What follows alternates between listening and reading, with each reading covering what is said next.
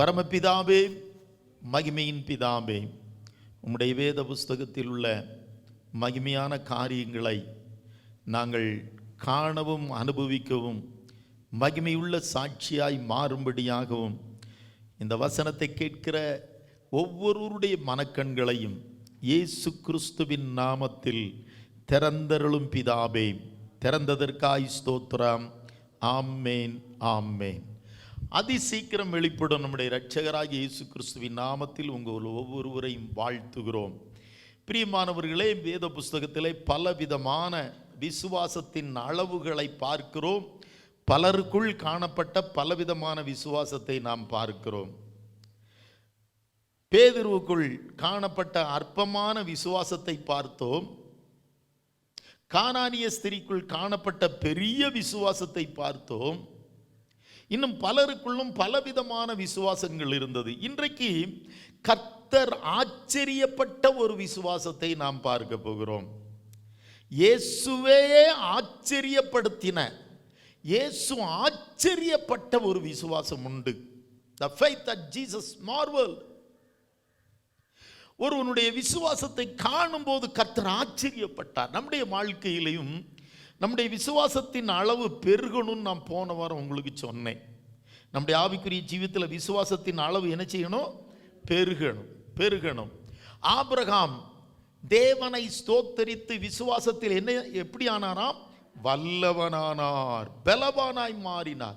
விசுவாசத்தில் பலனுள்ளவர்களாய் மாறணும். பலவீனமுள்ள விசுவாசத்தோடு இருக்கக்கூடாது. ஒரு நாள் மற்றவர்கள் நம்மை ஆறுதல் படுத்தினார்கள். ஆனால் இப்பொழுது நாம் மற்றவர்களை ஆறுதல் படுத்துகிற, தைரியப்படுத்துகிற, சுவிசேஷம் சொல்லுகிற அளவுக்கு நாம் விசுவாசத்தில் வளரணும்.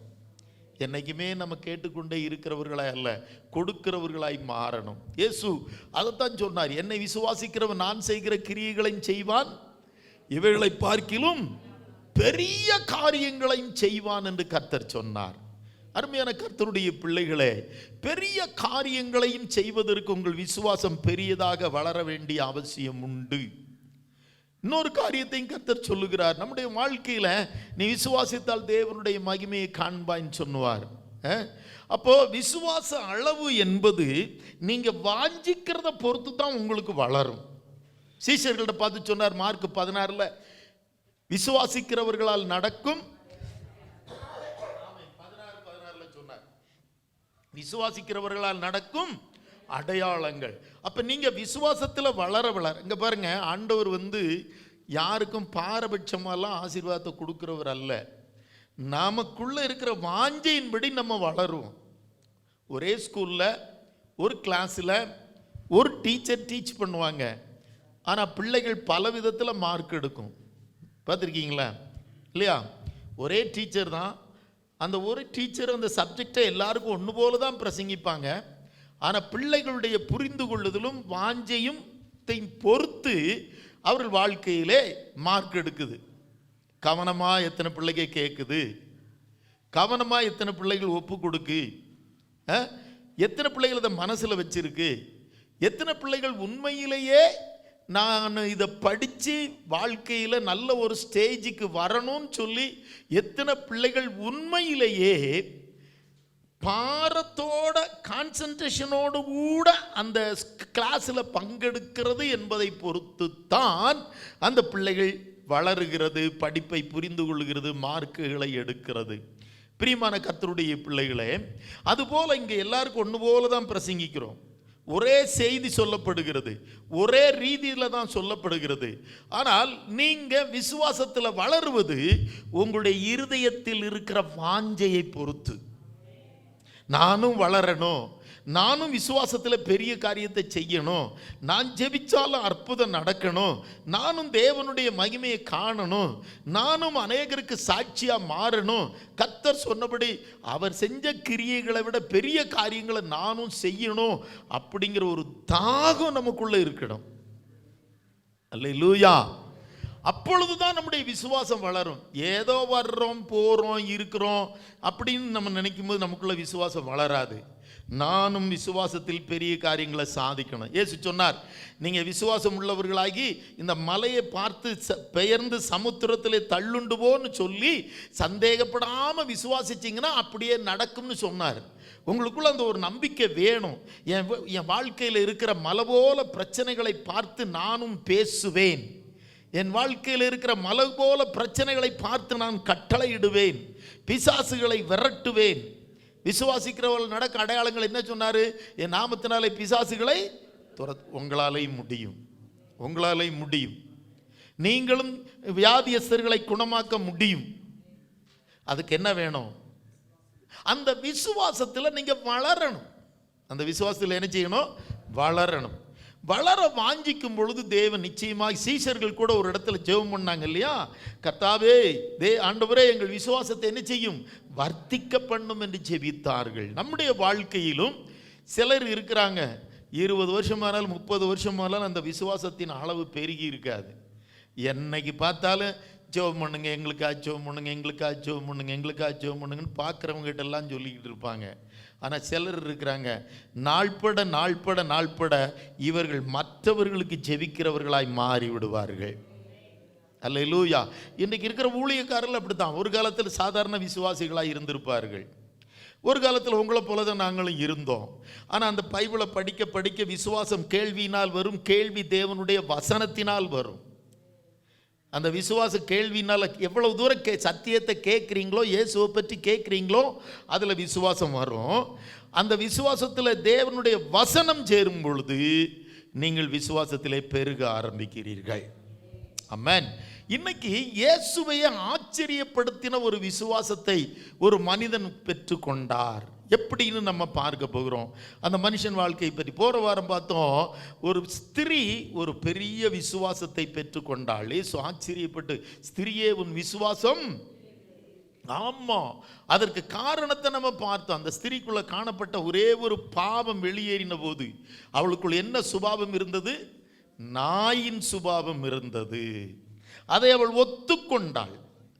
நம்மக்கிட்ட ஒரு பாவம் இருக்கும் பொழுது ஊழியக்காரனோ வேத வசனமோ நம்மளை வேதனைப்படுத்தும் போது, சுட்டி காட்டும் போது, இவர் என்ன சொல்கிறாரு, இவர் என்ன என் குடும்பத்தை சொல்கிறதுக்கு இவர் யார், என் பிள்ளைய சொல்கிறதுக்கு இவர் யார், அப்படி என்று நாம் இருக்கிற குறைகளை அறிக்கை செய்யாதபடி எதிர்த்து வருவோமானால் விசுவாசம் வளராது. அவர் அந்த ஸ்திரியை ரொம்ப வேதனைப்படுத்தினார். கடைசியில் நீ நாய், உன் பிள்ளை நாய்க்குட்டின்னு சொல்லி நாய்களுக்கு இருக்கிற சுபாவத்தை நான் சொன்னேன். நாய்கள் கக்கினதை திங்கிற சுபாவம், நாய்கள் வேசிகளுக்கும் வேசிக்கு அடையாளம், நாய்கள் துஷ்டத்தனத்திற்கு அடையாளம். எவ்வளவுதான் நீ நாய் வளர்த்தாலும் அது வேதனைப்படுற மாதிரி ஒரு காரியத்தை செஞ்சனா உன்னையே கடிக்கும். தொப்புளை சுற்றி ஓசி போடுற மாதிரி உனக்கு சூழ்நிலை, உனக்கு ஆபத்தை உண்டாக்கும். அதான் நாய். அந்த நாய் சுபாவம் நமக்கு இருக்கக்கூடாது. வேதனைப்படுத்துகிற ஒரு வார்த்தை பிரசங்கத்தில் வந்துட்டுனா, நம்மளை குத்துற ஒரு வார்த்தை பிரசங்கத்தில் வந்துட்டுனா, இவர் என்ன இந்த சபையில் எனக்கு வேற சபை இல்லையோ இருக்கு, ஆனால் நீ விசுவாசத்தில் வளர மாட்டாய். அவன் அந்த இடத்துல சொன்னான், ஆமாம் ஆண்டவரே, நான் நாய் தான், என் குடும்பம் என்னிடத்தில் நாய் சுபாவம் உண்டு, என்னிடத்திலே சில கெட்ட சுபாவங்கள் உண்டு, நான் இன்றைக்கு மனம் திரும்புகிறேன் என்று சொன்ன பொழுது நாய்க்குட்டி என்று சொல்லப்படுகிற அவருடைய பிள்ளைக்கும் கர்த்தர் அற்புதத்தை செய்தார். அவர் என்ன நினைச்சார்னா, நம்ம இவளை வேதனைப்படுத்த பெயருவார்னு நினைச்சார். ஆனால் அவளோ இயேசுவை விட்டுட்டு போகிற மாதிரி இல்லை. இன்னைக்கு நமக்குள்ளே சில சின்ன சுபாவங்களுக்குள்ளே சபையை விட்டு போகிறவர்கள் நிறைய பேர் உண்டு. அந்த போகிறவர்கள் தலகுத்தி நின்னாலும் விசுவாசத்தில் வளர முடியாது. நம்மை வேதனைப்படுத்தும் போது நமக்குள்ள இருக்கிற குறைகளை சுட்டி காட்டும் பொழுது, ஆம் ஆண்டவரே, இது என்னிடத்தில் இருக்கிற குறை, இது என் பிள்ளைகள் வாழ்க்கையில் இருக்கிற குறைகள், இதை நான் ஒத்துக்கொள்ளுகிறேன் என்று சொல்லி தேவ சமூகத்தில் ஒத்துக்கொண்ட பொழுது ஏசு ஆச்சரியப்பட்டார். சே, இவ என்ன பொம்பளை. யூஸ்வலாக உடனே கோபம் யாருக்கு தான் வரும்? சுட்டி காட்டும் போது, குத்தி காட்டினா யாருக்கு தான் கோபம் வந்து முதல்ல வரும்? பொம்பளைகளுக்கு தான் முதல்ல வரும். இவர் எது என் குடும்பத்தை சொல்ல, என் பிள்ளையை சொல்ல, என் பையனை சொல்ல. Praise the Lord. ஆனால் அந்த பெண் வித்தியாசமானவளாக இருந்தாள். ஆசீர்வாதத்தை வாங்கிட்டு தான் போனா. பெரிய விசுவாசம் இருந்து. இங்க ஒரு மனிதனை நம்ம பார்க்க போறோம். லூக்கா எழுதின சுவிசேஷம் 7ஆம் அதிகாரத்திற்கு திருப்பிக் கொள்ளுவோம். இன்றைக்கு நம்ம வாழ்க்கையில ஆச்சரியமான விசுவாசம் நம்மிடத்திலிருந்து வெளிப்படணும்னா என்ன செய்யணும்? இயேசு ஆச்சரியப்பட்ட விசுவாசம் உங்கள்கிட்ட இங்க இருக்கணும். 7ஆம் அதிகாரம் 9ஆம் வசனம். 7ஆம் அதிகாரம் லூக்கோசின் புத்தகம் 7:9. இயேசு இவைகளை கேட்டு அவனை குறித்து ஆச்சரியப்பட்டு திரும்பி தனக்கு பின் செல்லுகிற திரளான ஜனங்களை நோக்கி, இஸ்ரவேலருக்குள்ளும் நான் இப்படிப்பட்ட விசுவாசத்தை காணவில்லை என்று உங்களுக்கு சொல்லுகிறேன். മലയാളത്തിന് വായിക്കാം. യേശു അത് കേട്ടിട്ട് അവങ്കൽ ആശ്ചര്യപ്പെട്ടു തിരിഞ്ഞു നോക്കി അനുഗമിക്കുന്ന കൂട്ടത്തോട്, ഇസ്രായേലിൽ കൂടി ഇങ്ങനെയുള്ള വിശ്വാസം ഞാൻ കണ്ടിട്ടില്ല എന്ന് ഞാൻ നിങ്ങളോട് പറയുന്നു എന്ന് പറഞ്ഞു. Praise the Lord. ஒரு மனிதனை பார்த்து அவனுடைய ஸ்டேட்மெண்டை பார்த்து இயேசு ஆச்சரியப்பட்டு அவனுக்குள் இருக்கிற விசுவாசத்தை குறித்து அவர் ஆச்சரியப்பட்டாராம். Jesus marveled at his faith. என்ன அப்படி அவருக்குள்ள அந்த விசுவாசம் எப்படி இயேசுவை ஆச்சரியப்படுத்தினது? நீங்களும் இப்படிப்பட்ட ஒரு புருஷனா இருந்தால், போன வாரம் ஒரு ஸ்திரியை பார்த்து இந்த வாரம் ஒரு புருஷனை பார்க்கிறோம். ஸ்திரீகளே, கர்த்தர் சில நேரங்களில் நம்முடைய குறைகளை சுட்டி காட்டும் பொழுது, நம்முடைய குடும்பத்தில் நம்முடைய பிள்ளைகளின் குற்றங்களை குறைகளை சுட்டி காட்டும் பொழுது, நாம் அவரை விட்டு தூரம் போகாதபடி அந்த குறைகளுக்கு ஒத்துக்கொள்ளுவோமானால் நம்மையும் நம்முடைய பிள்ளைகளையும் கர்த்தர் ஆசீர்வதிப்பார். நம்மிலே பெரிய விசுவாசம் உண்டாகும். இன்னைக்கு இந்த புருஷனை குறித்து நம்ம பார்க்க போகிறோம். எப்படி இவருக்குள் விசுவாசம் வளர்ந்தது என்று சொல்லுவதற்கு ஸ்டெப் பை ஸ்டெப்பாக ஒரு 4 காரியத்தை நான் சொல்றேன். முதல்ல இவர் யார் என்று பார்க்கலாம். 7ஆம் அதிகாரம் 2ஆம் வசனம். லூக்கா எழுதின சுவிசேஷம் 7ஆம் அத்தியாயம் 2ஆம் வசனம். அங்கே 100க்கு அதிபதியாகிய ஒருவனுக்கு பிரியமான வேலைக்காரன் வியாதிப்பட்டு மரண அவஸ்தையாயிருந்தான். അവിടെ ശതാധിപന് പ്രിയനായ ദാസൻ ദീനം പിടിച്ചു മരിപ്പാറായിരുന്നു. Praise the Lord. முதல்ல இவர் கவனிங்க, இவர் ஒரு 100 படையாளிகளுக்கு, போர் வீரர்களுக்கு, அதாவது சோல்ஜர்களுக்கு இவர் ஒரு கமாண்டர். நல்லா கவனிக்கணும். இவர் ரோம சாம்ராஜ்யத்தில், ரோமன் கவர்மெண்ட்டில் இவர் வேலைக்காரங்க. அன்னைக்கு யூதர்கள் அல்லது இஸ்ரவேல் ஜனம் ரோமர்களுக்கு அடிமையாக இருந்தது. ரோமர்கள் தான் இஸ்ரவேலை ஆண்டு வந்தார்கள். அந்த ரோம சர்க்காரில் வேலை செஞ்சால் அவர்களுக்கு பெரிய மதிப்பு உண்டு. அதுலேயும் 100 போர் வீரர்களுக்கு, 100 மிலிட்ரி இராணுவ வீரர்களுக்கு இவர் தலைவராக இருந்தார். இவர் ஒரு புறஜாதியான். போன வாரமும் நாம் பார்த்தது யார் தெரியுமா? ஒரு கானானிய ஸ்திரீ. அவளும் ஒரு புறஜாதியாள். நல்லா கவனிக்கணும். இன்றைக்கி கர்த்தருடைய பிள்ளைகள் நாங்கள் கர்த்தருடைய ஜனம், நாங்கள் ரொம்ப நாள் ஆச்சு, நாங்கள் ரட்சிக்கப்பட்டு அத்தனை வருஷம் ஆச்சு, இத்தனை வருஷம் ஆச்சுன்னு விசுவாசம் வளர மாட்டேக்கு. திடீர்னு இயேசுவை ஏற்றுக்கொண்டு புறஜாதிகளிடத்திலிருந்து வருகிற, புற மதத்திலிருந்து வருகிறவர்களுக்குள்ள தான் பெரிய விசுவாசத்தை பார்க்க முடியுது. ஆச்சரியமான விசுவாசத்தை பார்க்க முடியுது. இங்கே பாருங்க, இவரும் ஒரு இஸ்ரவேலன் அல்ல, யூதன் அல்ல, இவன் ஒரு ரோமன். இவர் யாருங்க? அதனால தான் அவர் சொல்றாரு, என்ன சொல்றானா, நான் இஸ்ரவேலருக்குள்ளும் இப்படிப்பட்ட விசுவாசத்தை. அப்ப இஸ்ரவேலர்களுக்குள் காணப்படாத, பாரம்பரிய கிறிஸ்தவனுக்குள் காணப்படாத, நான் ரட்சிக்கப்பட்டு இத்தனை வருஷம் ஆச்சு, நான் இத்தனை வருஷம் அந்த சபைக்கு போறேன், இத்தனை வருஷம் நான் காணிக்க கொடுக்குறேன், இத்தனை வருஷம் ஜெபம் பண்றேன்ங்கிறவங்களுக்குள்ள காணப்படாத விசுவாசம் திடீர்னு இயேசு கிறிஸ்துவை ஏற்றுக்கொள்ளுகிறவர்களுக்குள்ள இருக்குது பாருங்க. அப்பனா நமக்குள்ள இப்படி இந்த விசுவாசம் வளரணும்.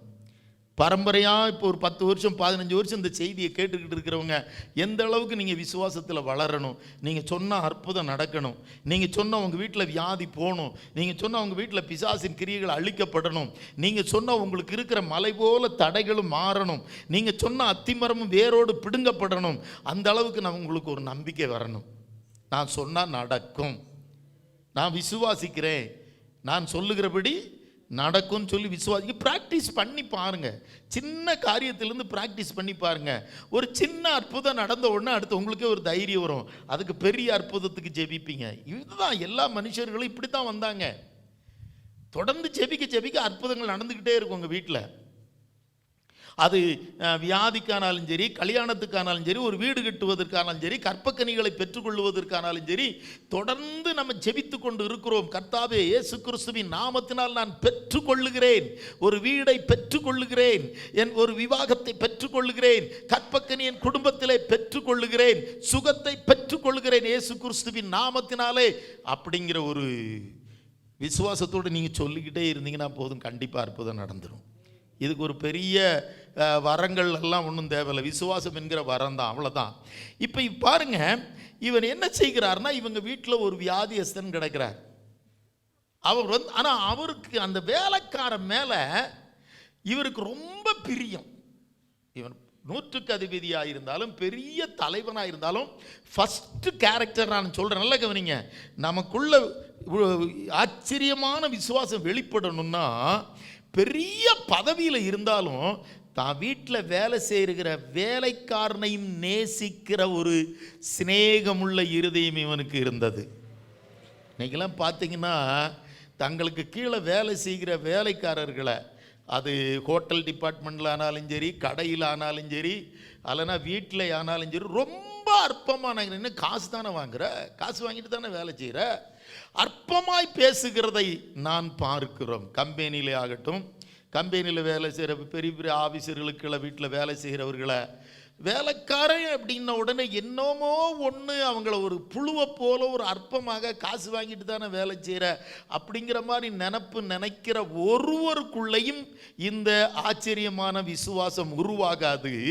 அந்த மகனுக்குள் ஒரு நல்ல இருதயம் இருந்தது. அவன் புறஜாதியாக இருந்தாலும் தன் வீட்டில் வேலை செய்கிற வேலைக்காரனுக்கும் நேசிக்கிற, தனக்கு ஈக்குவலாய் நேசிக்கிற ஒரு அன்பின் இருதயம், ஆத்துமாக்களுக்கு மேல ஒரு அன்புள்ள இருதயம், பாரமுள்ள இருதயம் அவனுக்கு இருந்தது. அவன் மரித்து போய்விடக்கூடாது. நல்ல கவனிக்கணும். எந்த இருதயத்திலிருந்து தெரியுமா தேவன் ஆச்சரியப்படுகிற விசுவாசம் வெளியே வரும்? அவங்க வேலைக்காரனோ உயர்ந்தவனோ தாழ்ந்தவனோ, பிச்சைக்காரனோ எளியவனோ, திக்கற்றவனோ விதவையோ ஆதரவற்றவர்களோ ஏழைகளோ பணக்காரர்களோ என்று பார்க்காதபடி, அற்பமானவர்களோ அழகானவர்களோ அசிங்கமானவர்களோ ஆடம்பரமானவர்களோ என்று பார்க்காதபடி அவனுக்குள் இருக்கிற அந்த ஜீவனுக்கு அவர் மதிப்பு கொடுத்தார். என் வீட்டு வேலைக்காரன் தான் சொல்லி இவன் செத்தா, நல்ல கவருங்க, இவன் கவர்மெண்ட் ஆஃபீஸர், இவன் செத்தா இன்னொரு வேலைக்காரன் அவனுக்கு கிடைச்சிருவாங்க. ஆனால் அவர் அப்படி விடலை. காசு கொடுத்தா நீ வரலன்னா இன்னொரு வேலைக்காரி வருவா அப்படின்னு சொல்ற வரைக்கும் உன் வாழ்க்கையில் தேவன் ஆசீர்வாதத்தை கட்டளையிடுவதில்லை. அந்த வேலைக்காரனுக்குள்ள இருக்கிற ஜீவன் மேல, அந்த ஆத்மா மேல இவருக்கு ஒரு பெரிய பாரம் இருந்துச்சு. என் வேலைக்காரன் மரிச்சிடக்கூடாது. அன்பு, அந்த ஜீவன் மேல் உள்ள ஒரு பாரம், அந்த இருதயத்தை கர்த்தர் பார்ப்பார். ஏங்க இப்போ இந்த பெரிய ஊழியக்காரங்கள் ஜெபம் பண்ணலாம், அற்புதம் என்ன நடக்குதுங்க, வந்து உட்கார்ந்து இருக்கிறவங்களுக்கு மேலே அவங்களுக்கு என்னது வந்துடுது, ஒரு பெரிய ஆத்தும பாரம், அவ்வளோதான். அந்த ஆத்துமாக்களுக்கு மேலே ஒரு கரிசனை வந்து அவங்க கண்ணீரோடு ஜெபிக்கும் பொழுது அங்கே அற்புதம் நடக்குது. நீ இதை செஞ்சனா நடக்கும். யாரையும் அற்பமாக நினைக்காம, உன் சொந்தங்கிறத மாத்திரம் நீ நேசிக்க கூடாது. ஒரு யாரையும் ஒரு அற்பமான ஒரு மனுஷியை பார்க்கும்போதும் அந்த ஆத்மா மேலே உனக்கு பாரம் வந்து நீ கண்ணீரோடு ஜெபிச்சிட்டன்னா உனக்குள்ள இருந்த அந்த ஆச்சரியமான விசுவாசம் வெளிப்பட ஆரம்பிக்கும். அல்லேலூயா. பெரிய ஊழியர்கள் அதைத்தான் செய்கிறாங்க, வேற ஒன்றும் செய்யலை. அவங்க வானத்திலிருந்தெல்லாம் பொத்துன்னு இறங்கி வரல. இருக்கிற ஆத்துமாக்களுக்கு மேல் பாரத்தோடு, உருகின இருதயத்தோடு, கரிசனையோடு, இவர்கள் என்னிடத்தில் இருக்கிறவர்கள் மரித்து விடக்கூடாது அல்லது இவர்கள் இப்படி வியாதியிலே போய்விடக்கூடாது என்று பாரத்தோடு ஜெபிக்கும் பொழுது அவர்களுக்குள் இருக்கிற விசுவாசம் கர்த்தரை ஆச்சரியப்படுத்துகிறது. அல்லேலூயா. அப்போ அன்புள்ள இருதயம், ஆத்துமாக்களுக்கு மேல் பாரமுள்ள கரிசனை உள்ள இருதயம் அந்த தேவம் அந்த மனிதனிடத்திலே காணப்பட்டது. உடனே இவர் என்ன செய்கிறாரா, 3ஆம் வசனம் சொல்லுது, 7:3, பிரைஸ் தி லார்ட். அவன் இயேசுவை குறித்து கேள்விப்பட்ட போது அவர் வந்து தன் வேலைக்காரனை குணமாக்க வேண்டும் என்று அவரை வேண்டிக் கொள்ளும்படி யூதருடைய மூப்பரை அவரிடத்தில் அனுப்பினான். അവൻ യേശുവിന്റെ വസ്തുത കേട്ടിട്ട് അവൻ വന്ന് തന്റെ ദാസനെ രക്ഷിക്കേണ്ടതിന് അവനോട് അപേക്ഷിപ്പാൻ യഹൂദന്മാരുടെ മൂപ്പന്മാരെ അവന്റെ അടുക്കൽ അയച്ചു. நல்லா கவனிங்க, இவர் வீட்டில் அந்த வேலைக்காரனை பார்த்துக்கிட்டு இருக்கிறான். இப்போ இயேசு ரெண்டாவது യേശുவை குறித்து അവൻ്റെ വസ്തുത അറിഞ്ഞു. அதாவது இயேசு கிறிஸ்துவை குறித்து தெளிவாய் கேள்விப்பட்டார். இயேசுவை அறிகிற ஒரு இருதயம் அவருக்கு இருந்தது. இயேசு கிறிஸ்துவை குறித்து நன்றாய் அறிகிற இருதயம். இங்கு ஒருவர் வந்திருக்கிறாராம், அவர் அற்புதங்களை செய்கிறவராம், அதிசயங்களை செய்கிறவராம். அப்போ முதல்ல தன் வேலைக்காரனின் மேல் கரிசனை உள்ள இருதயம் அவனுக்கு இருந்தது. இரண்டாவது, அந்த வேலைக்காரனுக்குரிய தேவைகளை சந்திக்கக்கூடிய ஒரு மனிதன், ஒரு மனித கடவுள் இங்கே உலாவிக் கொண்டு இருக்கிறார். இயேசு என்கிற ஒரு மனிதன் இந்த இடத்திலே ஊழியம் செய்து கொண்டு இருக்கிறார் என்று சொல்லி இயேசுவை குறித்து அறிகிற அறிவும் இருந்தது. இப்போ நம்ம ஜெபிக்கும் போது அற்புதம் நடக்கணும்னா தேவையோடு இருக்கிறவர்களை குறித்த கரிசனை இருக்கணும். இந்த தேவையை சந்திக்கிற இயேசுவும் வல்லமையுள்ளவர் என்று விசுவாசிக்கிற இருதயம் இருக்கணும். அல்லேலூயா. அப்போ அவரை குறித்து கேள்விப்பட்டார். இயேசுவை அறிகிற அறிவு பிரதானமானது. நம்முடைய வாழ்க்கையில் நல்லா கவனிங்க, இயேசு கிறிஸ்து எப்படிலாம் அறியலாம். நீங்கள் பைபிளில் டெய்லி அதிகமாக படிக்க இயேசு கிறிஸ்துவை குறித்து என்ன செய்யலாம், அறியலாம்.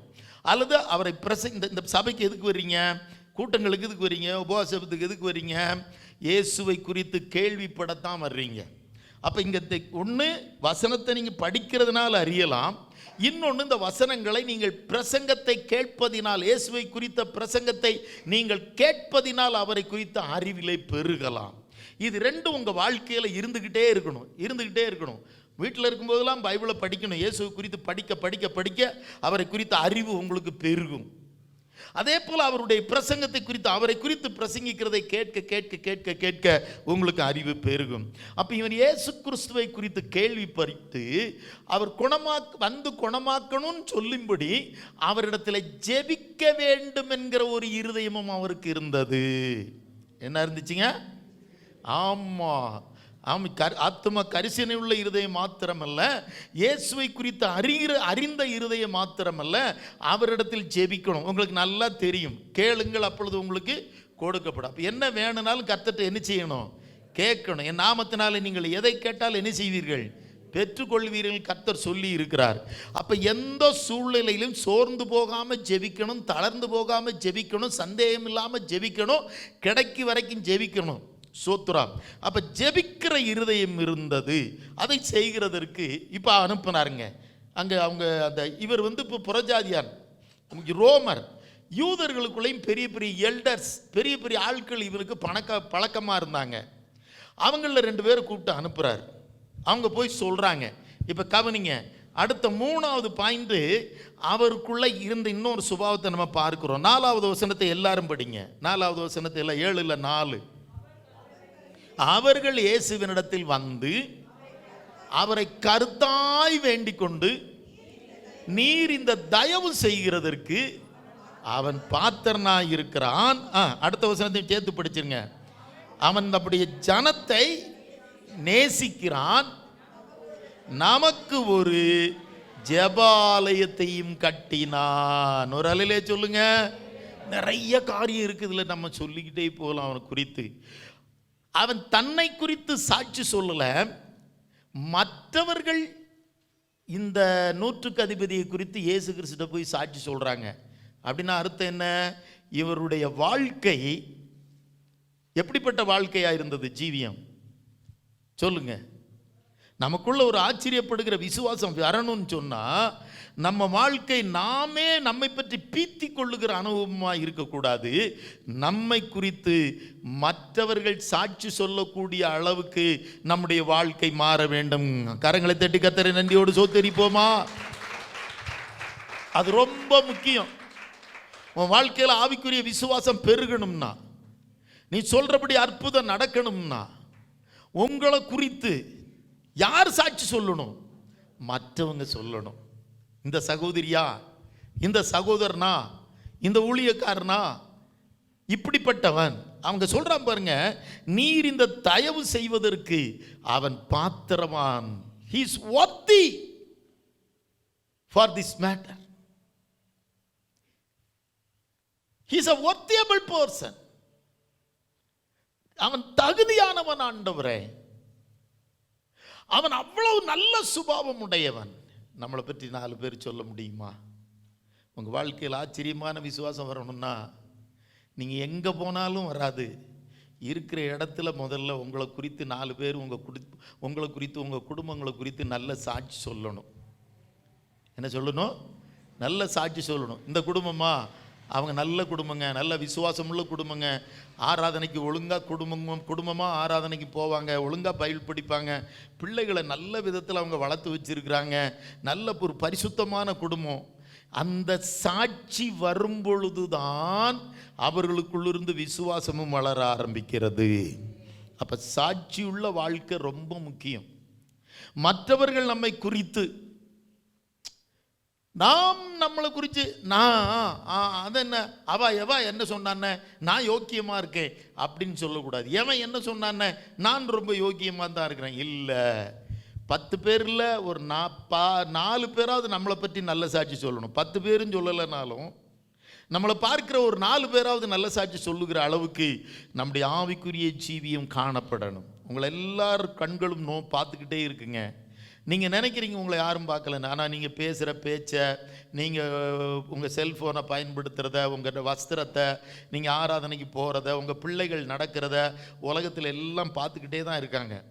உலகத்தில் எல்லா கண்களும், அநேக கண்கள் பார்க்கும். நம்ம காது கேட்க பேசாத, ஆனால் உலகத்தில் பேசிக்கிட்டே இருப்பாங்க. என்ன, நான் யாருமே பார்க்கலன்னு நினைக்கலாம், ஆனால் என்னை பற்றி நிறைய பேருக்கு தெரியும். என்னை பற்றி அவங்க நோட் பண்ணிக்கிட்டு தான் இருக்கிறாங்க. அந்த இடத்துல நான் எப்படிப்பட்ட சாட்சியுடையவனாய் காணப்பட வேண்டும் என்பது ரொம்ப அவசியம். அவன் சொல்கிறாங்க, ஆண்டவரே அவன் நல்ல மனுஷன்யா. அதில் ஒரு சாட்சி என்ன தெரியுமா? ஆலயத்திற்கும் அவருக்கும் இருக்கிற ஐக்கியத்தை அவங்க எடுத்து காட்டுறாங்க. நல்ல கவனிங்க, நீங்கள் கர்த்தருடைய பிள்ளைகளை. அவர் சொல்கிறான், நம்முடைய ஜனத்தை நேசிக்கிற ஒரு மனிதன். யார? நம்ம ஜனத்தையும் அவன் நேசிக்கிறான், வீட்டு வேலைக்காரனை நேசிக்கிறான், யூத ஜனத்தை நேசிக்கிற ஒரு மனிதன். திரும்பவும் அவருக்குள்ள இருக்கிற அன்பை குறித்து புறஜாதிகள் மற்றவர்கள் சாட்சி சொல்றாங்க. அவன் ஒரு அன்புள்ள மனுஷன் ஆண்டவரே, நம்ம ஜனத்தை ரொம்ப நேசிக்கிறான். அவன் புறஜாதியானா இருந்தாலும் ரோமனா இருந்தாலும் நம்ம ஜனத்தை ரொம்ப நேசிக்கிறான், கர்த்தருடைய பிள்ளைகளை ரொம்ப நேசிக்கிறவன். உங்களுக்குள்ள அப்படிப்பட்ட சொல்ல முடியுமா? இவள் ஒரு அன்புள்ள சகோதரி, இவளா வெடுக்கும்பா, வள்ளும்பா, பாய திறந்தா பக்கத்தில் நிற்க முடியாது. அப்படி சொல்கிற சாட்சி இருந்ததுன்னா உன் இருதயத்தில் விசுவாசம் வளராது. உன்னுடைய இருதயத்தில் தேவனுடைய அன்பு இருக்கணும், தேவனை குறித்த அறிவு இருக்கணும், மற்ற ஜனங்களை நேசிக்கிற அந்த சாட்சி நம்முடைய வாழ்க்கையில் காணப்படணும். மற்றவர்கள் நம்மை குறித்து ஒரு 4 வார்த்தையாவது சாட்சி சொல்லணும். ஒருவேளை 100க்கு 100 சொல்லலைனாலும் கொஞ்சம் பேர் நம்மளை பற்றி சொல்லணும். கொஞ்சம் பேர் குறை சொல்கிறதுக்குனே சாத்தான் வச்சுருப்பான், அவங்கள விட்டுரு. ஆனால் நம்முடைய வேத வாசிப்பை, உன்னுடைய பரிசுத்தத்தை, உன்னுடைய அன்பை, உன்னுடைய பொறுமையை, உன்னுடைய சாந்தத்தை குறித்து ஒரு 4 பேராவது சாட்சி சொல்லணும்ல. அந்த சாட்சி சொல்லுகிற அளவுக்கு உங்களுடைய ஆவிக்குரிய ஜீவியம் இருந்தால் ஆட்டோமேட்டிக்காக உங்களுக்குள்ளே இருக்கிற விசுவாசம், நல்ல இருதயத்தில் விசுவாசம் வளர ஆரம்பிக்கும். அந்த உத்தமமான இருதயத்தில், அந்த சிநேகமுள்ள இருதயத்தில், ஆத்தும பாரமுள்ள இருதயத்தில், நல்ல குணங்கள் உள்ள இருதயத்தில் விசுவாசம் வளர ஆரம்பிக்கும். அந்த இருதயத்தில் கள்ளமும் கபடும் எரிச்சலும் வைராக்கியமும் கோபமும் விபச்சாரமும் வேசித்தனமும் பொய்யும் புரட்டும் பித்தலாட்டமும் சண்டையும் பலவிதமான மாம்ச கிரியைகளும் இருக்கிற இடத்துல இருந்து விசுவாசம் என்ன செய்யாது? வளராது. நம்ம இருதயம் தேவன் விரும்புகிற ஒரு நல்ல கனி கொடுக்கிற நல்ல நிலமாக காணப்படணும். அவர் சொல்றாரு, நமக்கு ஒரு ஜெபாலயத்தையும் கட்டினான். ஒரு அலையிலே சொல்லுங்க. ஒரு ஆளு ஒரு ஆலயத்தையே கட்டி கொடுத்துருக்கிறான். இவ்வளவுக்கும் புறஜாதியா வந்து யூதர்களுக்கு ஒரு ஆலயத்தை, ஒரு சர்ச்சே கட்டி கொடுத்துருக்குறாங்கங்க. நல்ல கவனிங்க கர்த்தருடைய பிள்ளைகள். அப்படின்னா அர்த்தம் என்ன? அவருடைய இருதயம் தேவனுக்காக செலவு பண்ணுவதிலும் உற்சாகம் உள்ள இருதயமாய் காணப்பட்டது. கரங்களை தட்டி கர்த்தரை மகிமைப்படுத்துவோமா? நம்ம பலர் சேர்ந்து ஒரு ஆலயத்தை கட்டுறதுக்கு தடுமாறுகிறோம். ஆனால் ஒரு மனுஷன் இந்த யூத ஜனங்களுக்கு ஒரு தேவாலயத்தை, ஜெபாலயத்தை கட்டி கொடுத்தார். அப்ப தேவனுடைய ஊழியத்திற்கு, தேவனுடைய ஆலயத்தை கட்டுவதற்கு, சபையை கட்டுவதற்கு, சபையில் ஊழியம் நடப்பதற்கு, அநேகர் வந்து தேவனை ஆராதிப்பதற்கு அவன் செலவு பண்ணுவதிலே உதார குணமுள்ள ஒரு மனிதனாய் காணப்பட்டார். அல்லேலூயா. அந்த உதார குணமுள்ள அந்த ஜெனராசிட்டி, அவருடைய அந்த ஜெனரோஸ் ஹார்ட், பிரைஸ் தி லார்ட், அந்த ஒரு என்ன சொல்றது, வில்லிங் ஹார்ட், அந்த மனப்பூர்வமாய் கொடுக்கிற அந்த இருதயத்தில் விசுவாசம் வளர ஆரம்பிச்சிட்டு, ஆத்துமாக்களுக்காக நான் எதையாகிலும் செய்யணும், ஆத்துமாக்களுக்காக எதையாகிலும் செய்யணும், ஆத்துமாக்கள் ஆராதிப்பதற்கு எதையாகிலும் செய்யணும், ஆத்துமாக்கள் தேவனை ஆராதிப்பதற்கு, தொழுது கொள்வதற்கு நான் எதையாகிலும் செய்ய வேண்டும் என்கிற எண்ணம் அவனுக்குள் இருந்தபோது, அப்படிப்பட்டவங்க தான் ஊழியக்காரங்களாக மாறுறாங்க. அவங்க ஜெபம் பண்ணி தான் பெரிய பெரிய அற்புதம் நடக்கும். அது நீங்களும் நடத்தலாம், உங்கள் பிள்ளைகளும் நடக்கலாம். ஆனால் இப்படிப்பட்ட பரந்த பிராட் மைண்டு, நல்ல ஒரு உதார குணமுள்ள ஒரு ஜெனரோஸ் ஹார்ட் நமக்கு வேணும், ஒரு ஜெனராசிட்டி வேணும். ஆத்துமாக்களுக்காக நான் பிரயாசப்படணுங்கிற எண்ணம் வந்துட்டுனா, உங்களுக்குள்ள இருக்கிற அந்த நல்ல ஆத்ம பாரம் உள்ள இருதயத்திலிருந்து ஆச்சரியப்படுகிற விசுவாசம் வளர ஆரம்பிக்கும். அல்லேலூயா. அப்போ தேவனுடைய ஊழியத்திற்கு அடுத்த விஷயத்திலே, சபையை கட்டுகிற விஷயத்திலே, ஆலயத்தை கட்டுகிற விஷயத்தில் நீ கொடுத்தியா அப்படின்னு அவன் கேட்டுக்கிட்டு கொடுக்கல. நீ எவ்வளவுக்கா கொடுத்த, நீங்கள் எவ்வளவுமா கொடுத்தீங்க. அவர் ஒரு ஆலயத்தையே கட்டுகிற அளவுக்கு கொடுத்தார், அவ்வளோதான். அப்படின்னா எவ்வளவு கொடுத்துருப்பாருன்னு நீங்கள் யோசித்துக்கங்க. கொடுத்ததில் அவங்க குடும்பமும் தடை இல்லை. இந்த ஊரே இப்போ அந்த அந்த மனுஷன் கட்டின ஆலயத்தில் அந்த ஊரே கர்த்தரை ஆராதிக்குது, தேவனை ஆராதிக்குது, தேவனிடத்தில் வந்து ஜெபிக்குது. ஆமென். இப்போ அந்த விசுவாசம் எப்படி வளருதுன்னு அடுத்து ஒரு 2 காரியத்தை மட்டும் நான் சொல்கிறேன் பாருங்க. இதை சொன்ன உடனே சோத்ராம் அவர் கூட போகிறார். இவ்வளவு சொன்ன உடனே அப்படிப்பட்ட ஒரு மனுஷன் வீட்டுக்கு நம்ம போகுமேன்னு போகும்போது அங்கிருந்து அவர் இன்னொரு ஆளை அனுப்பி சொல்றார். அடுத்து அவருடைய இருதயம் எப்படிப்பட்ட இருதயமாய் காணப்பட்டது. அவர் பிரைஸ் எல்லாம் கூட போனார். அப்போ 6ஆம் வசனத்தை நீங்க படிங்க பார்க்கலாம். ஒரு ஆள் படிங்க. கூட போனார். அடுத்த ஒரு சில ஃப்ரெண்ட்ஸுகளை பார்த்து, நீங்க இயேசுவின் இடத்துல போய், அவரிடத்துல போய், ஆண்டவரே நீர் வருத்தப்பட வேண்டாம், நீர் என் வீட்டு வாசலுக்குள் பிரவேசிக்க நான் பாத்திரன் அல்ல. அடுத்த வசனம் சொல்லுது, நான் உம்மிடத்தில் வரவும் என்னை பாத்திரவானாக எண்ணவில்லை, ஒரே ஒரு வார்த்தை சொல்லும். நிறைய இருக்குங்க இவரை பற்றி, இந்த மனுஷரை பற்றி பார்க்கணும்னா. அடுத்து அவருடைய இருதயத்தில் இருந்த ஒரு தாழ்மையான இருதயம். என்ன சுபம் இருந்துச்சு. இவ்வளவு நல்ல சாட்சி, ஒரு ஆலயத்தையே கட்டியிருக்காரு, கட்டிட்டு நான் தகுதி இல்லாதவன். மலையாளத்தில் வாய்ச்சே. യേശു അവരോട് കൂടെ പോയി വീടിനോട് അടുക്കാറായപ്പോൾ ശതാധിപൻ സ്നേഹിതന്മാരെ അവന്റെ അടുക്കൽ അയച്ചു, കർത്താവേ പ്രയാസപ്പെടേണ്ട, നീ എന്റെ പുരയ്ക്കകത്ത് വരുവാൻ ഞാൻ പോരാത്തവൻ, അതുകൊണ്ട് നിന്റെ അടുക്കൽ വരുവാൻ ഞാൻ യോഗ്യനെന്ന് എനിക്ക് തോന്നിയിട്ടില്ല. ഒരു വാക്ക് കൽപ്പിച്ചാൽ എന്റെ ബാല്യക്കാരന് ஒன்று யோசித்து பாருங்க. நம்ம சில நேரம் 500 ரூபாயை காணிக்க கொடுத்துட்டு, 500 ரூபாயை காணிக்க கொடுத்துட்டு இருதயத்தில் 1000 எண்ணம் வந்துடும். அப்போ நான் 500 ரூபா கொடுத்துட்டேன், 1000 ரூபா கொடுத்துட்டேன், 5000 ரூபா கொடுத்துட்டேன். பாருங்க, ஒரு ஆலயத்தையே கட்டி கொடுத்தவர் சொல்றாருங்க. என்ன சொல்றாரு பார்த்தீங்களா? நான் யோக்கியன் அல்ல. தேவனுக்காக அத்தனை செலவும் செய்துவிட்டு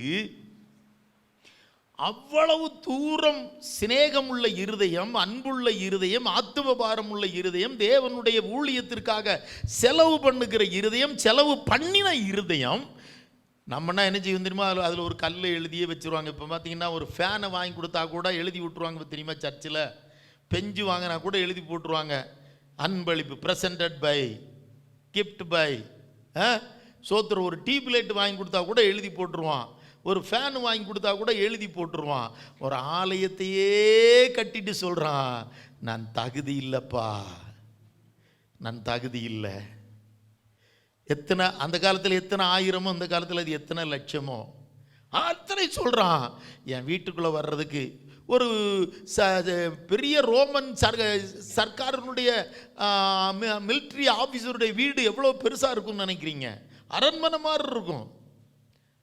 ஆனால் என் வீட்டுக்குள்ளே வர்றதுக்கு நான் நீர் வர வேண்டாம் ஆண்டவரே, நீர் இங்கே வர்றதுக்கும் நான் தகுதி இல்லை, நான் உங்ககிட்ட வர்றதுக்கும் தகுதி இல்லை. அந்த தாழ்மையுள்ள இருதயம், அத்தனையும் செய்துட்டு பெருமை பாராட்டாத இருதயம், அகங்காரம் இல்லாத இருதயம். நான் சபைக்கு அப்படி செஞ்சேன், நான் சபைக்கு இப்படி செஞ்சேன், நான் அவ்வளவு கொடுத்தேன், நான் இவ்வளவு கொடுத்தேன், நான் அதை செஞ்சேன் இதை செஞ்சேங்கிற எண்ணம் இல்லாமல் நான் யோக்கியன் அல்ல, நான் தகுதியுடையவன் அல்ல ஆண்டவரே அப்படிங்கிற எல்லாம் செஞ்சிட்டு நான் ஒன்றுமில்லை கர்த்தாவே, எனக்கு ஒரு வார்த்தை மட்டும் சொல்லும். என்ன சொல்லும்? ஆமென். தாழ்மையுள்ள இருதயம், மேன்மை பாராட்டாத இருதயம். நான் அவ்வளவு கொடுத்தேன் இவ்வளவு கொடுத்தேன்னு உன் இருதயத்தில் என்னைக்காவது நீ யோசித்திருப்பாயானால் உன் வாழ்க்கையில் விசுவாசம் வளராது. நான் அதை கொடுத்தேன் இதை கொடுத்தேன், நான் பாஸ்டர்கிட்ட அதை கொண்டு போய் கொடுத்தேன், பாஸ்டர் வீட்டுக்கு இதை கொடுத்தேன், அப்படி கொடுத்தேன் இப்படி கொடுத்தேன், இந்த ஊழியத்திற்கு இப்படி கொடுத்தேன்னு நீ என்னைக்காவது கொடுத்துட்டு பேசி இருப்பேன்னு சொன்னா நீ எதை கொடுத்தியோ அது கணக்கில் இருக்காது மகனே. அது ஒருவேளை ஒரு வெங்காயமாக இருக்கலாம், வெள்ளைப்பூடாக இருக்கலாம், இல்லைன்னா வெந்தயமாகவும் இருக்கலாம், ஏதோ ஒன்று இருக்கலாம், காசாக இருக்கலாம், பணமாக இருக்கலாம், மாவாக இருக்கலாம்.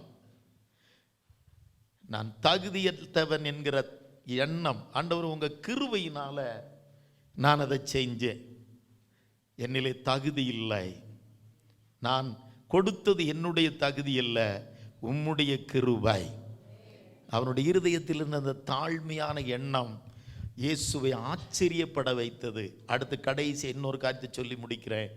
அவரிடத்தில் காணப்பட்ட அவருடைய வார்த்தையின் மேல் வைத்திருக்கிற விசுவாசம் அவரை ஆச்சரியப்படுத்திட்டு. அது என்ன சொல்றான்னா, இப்போ 8ஆம் வசனத்தை எல்லாரும் படிங்க, நான் சொல்றேன். 8ஆம் வசனத்தை என்ன சொல்றேன், ஒரு வார்த்தை மாத்திரம் சொல்லுன்னு சொல்லிட்டு கடைசி பாயிண்ட் என்ன சொல்றாருன்னா, நான் அதிகாரத்திற்கு கீழ்ப்பட்டவனாயிருந்தும் எனக்கு கீழ்பட்டு இருக்கிற சேவகர், அத போர் வீரர்கள் உண்டு.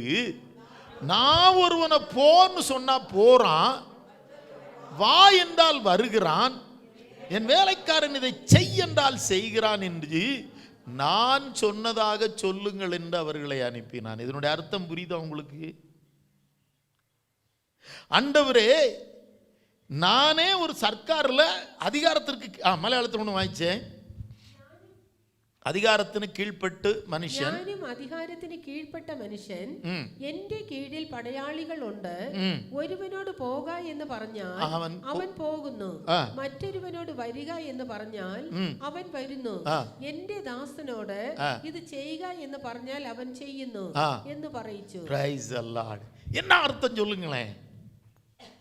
நானே ஒரு பெரிய அதிகாரத்திற்கு கீழே தான் இருக்கிறேன், நான் 100க்கு அதிபதி தான், எனக்கு மேலே 1000க்கு அதிபதி இருப்பான், சேனாதிபதிலாம் இருப்பான், எனக்கு கீழே நிறைய 100 படையாளிகள் இருக்காங்க, வீரர்கள் இருக்காங்க.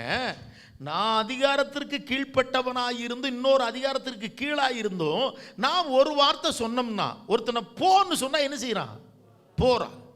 ஒருத்தனை வான்னு சொன்னா வர்றான். ஒருத்தனை இதை செய்யின்னு சொன்னா செய்கிறான். அப்படின்னா என்ன அர்த்தம்?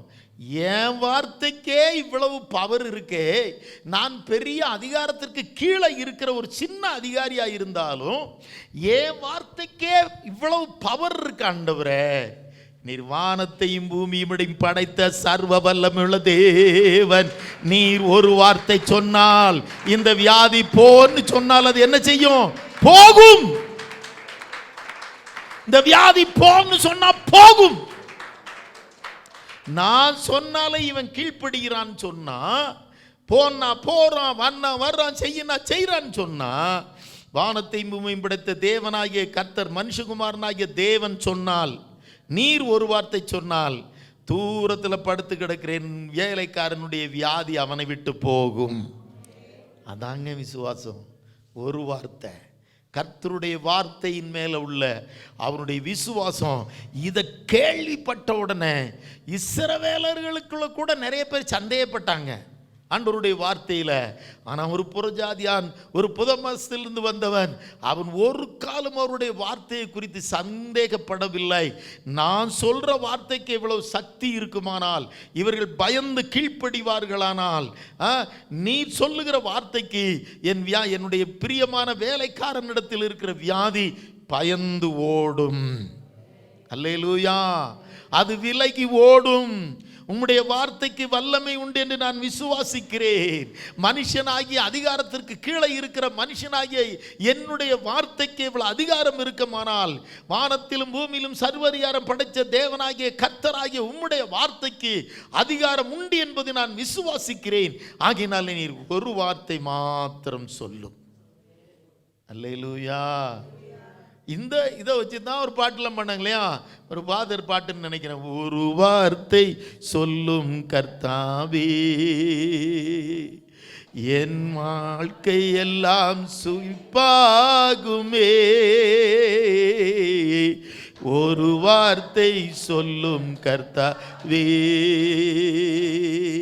உம் வார்த்தையிலே சுகம், உம் வார்த்தையிலே மதுரம், உம் வார்த்தையிலே சுகம், உம் வார்த்தையிலே மதுரம், உம் வார்த்தையிலே எல்லாம் சந்தோஷம், உம் வார்த்தையிலே எல்லாம் சந்தோஷம். ஒரு வார்த்தை சொல்லும் கர்த்தாவே, எங்கள் வாழ்க்கை எல்லாம் ஒரு வார்த்தை சொல்லும் கர்த்தாவே. இதே விசுவாசம் நீங்க பைபிளை படிக்கும்போது இருந்துச்சுன்னா உங்க வாழ்க்கையில் அற்புதம் நடக்கும். இதே விசுவாசம் நீங்க பிரசங்கத்தை கேட்கும்போது இருந்துச்சுன்னா இன்னைக்கு உங்க வாழ்க்கையில் அற்புதம் நடக்கும். இதுவரைக்கும் நடக்காத அற்புதங்கள் உங்களுக்கு நடக்கும். எப்படிப்பட்ட விசுவாசம் இருக்கணும்? நான் சொன்னாலே என் பிள்ளைங்க கீழ்ப்படியுதே, நான் சொன்னாலே என் ஃப்ரெண்டு கீழ்ப்படுகிறானே, என் வார்த்தைக்கே கீழ்ப்படுகிறதுக்கு நான் பல பேர் இருக்கிறாங்களே. அப்படியான இயேசு ராஜா சொன்ன வார்த்தைக்கு அல்லேலூயா கீழ்ப்படியாத ஒன்றுமில்லை. பிசாசுகள் கீழ்ப்படியும், வியாதிகள் கீழ்ப்படியும், சாபங்கள் கீழ்ப்படியும், தரித்திரியங்கள் கீழ்ப்படியும், பலவீனங்கள் கீழ்ப்படியும், காற்றும் கடலும் கீழ்ப்படியும், துஷ்ட மிருகங்களும் கீழ்ப்படியும். அந்த விசுவாசத்தோடு நீங்கள் பைபிளை படிக்கணும். அந்த விசுவாசத்தோடு செபிக்கணும். அந்த விசுவாசத்தோடு நீங்கள் பிரசங்கத்தை கேட்கணும். ஆமீன். இன்னைக்கு கேட்ட பிரசங்கத்திற்கு வல்லமை உண்டுங்கிறத நீங்கள் விசுவாசிக்கணும். அல்லேலூயா, அல்லேலூயா. என்னுடைய வார்த்தைக்கு கீழ்ப்படுகிறதற்கே சிலர் இருப்பார்களானால், ஆண்டவரே நீர் சொன்ன வார்த்தைக்கு காற்றும் கடலும் கீழ்ப்படியும், மரித்தவனும் கீழ்ப்படியுவான், பிசாசுகளும் கீழ்ப்படிந்து அடங்கி ஓடும், வியாதிகளும் கீழ்ப்படிந்து பறந்து போகும். இந்த வார்த்தையை நான் விசுவாசிக்கிறேன். இதை கேட்ட உடனே தான் ஆண்டவர் என்ன செஞ்சாரா? ஆச்சரியப்பட்டார். அல்லேலூயா, ஆச்சரியப்பட்டார். என்னைக்காவது இப்படி யோசித்து பார்த்துருக்கீங்களா மக்களே? ஆச்சரியப்பட்டுட்டு சொன்னாரு, அந்த நேரத்திலேயே சோத்ராம் அவர்கள் அனுப்பப்பட்டவர்கள் வந்து பார்த்தார்கள். வியாதியாய் கிடந்த வேலைக்காரன் சுகமடைந்திருக்கிறதை கண்டார்கள். எவ்வளவு சந்தோஷப்பட்டிருப்பாங்க. உங்கள் வாழ்க்கையில் அந்த அப்படிப்பட்ட சந்தோஷம் இன்னைக்கு நடக்கும், இன்னைக்கு நடக்கும், இப்போ நடக்கும். ஆனால் உங்களுக்குள்ள காணப்பட வேண்டிய ஒரு 5 விதமான இருதயங்கள் இந்த நேரத்தில் உங்களுக்குள்ள உருவாகணும். ஒன்று, ஆத்துமாக்களின் மேல் ஒரு அன்பும் கரிசனையும் உள்ள இருதயம் வேணும். உங்கள் சொந்த பிள்ளைகள் மாத்திரமல்ல, உங்கள் கூட வேலை செய்கிறவங்க இருக்கலாம், இல்லை உங்கள் வீட்டில் வேலை செய்கிறவங்களா இருக்கலாம். ஆத்துமாக்களை மதிக்கிற பாரமுள்ள அன்புள்ள இருதயம் உங்களுக்கு வேணும். அல்லேலூயா. அவரை குறித்து அறிகிற இருதயம், ஆண்டவர் யார் என்பதை அறிகிற இருதயம் வேணும். அதற்காக அனுதினமும் வேதம் வாசிக்கணும். அவரை குறித்து கேட்கிறதுலையும் அவரை குறித்து படிக்கிறதுலையும் நீங்கள் ஜாக்கிரதையாக இருக்கணும். அவரை அறிவில் வளரணுங்கிற ஒரு பாரம் உங்களுக்கு வேணும். அந்த வளரணும். 3வது சோத்திரம், பிரைஸ் தி லார்ட், தேவனுக்காக செயல்படுகிற கொடுக்கிற இருதயம் வேணும். என்ன வேணும்?